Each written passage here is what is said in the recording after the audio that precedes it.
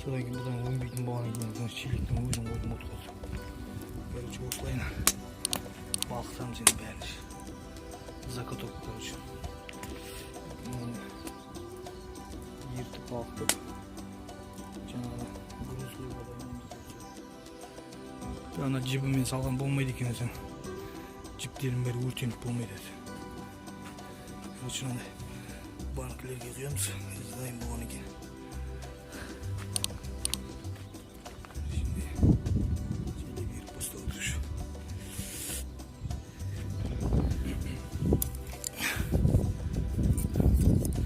Жаңа құйылған жатыр мынау. Бізде 1 килодан шат кейбір. Қазір сыртында алған кесіп алып тастаймыз. Мынаны короче құймайтын болып не алдым. Бізде ол 2 килоның жобасында.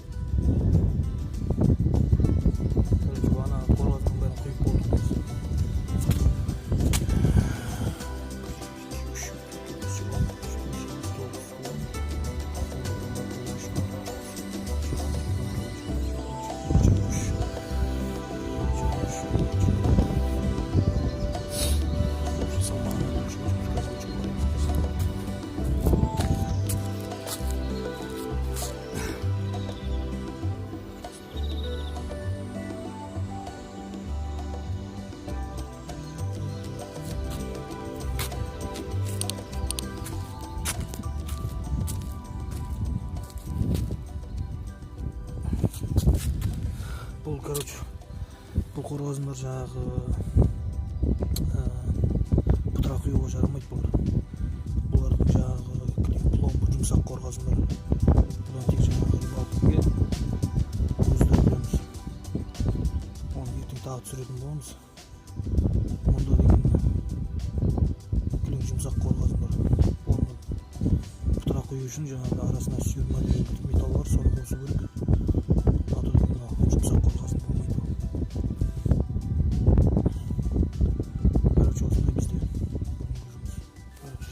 Салмаған өлшеп қарадық қазір 52 килограмм шықты.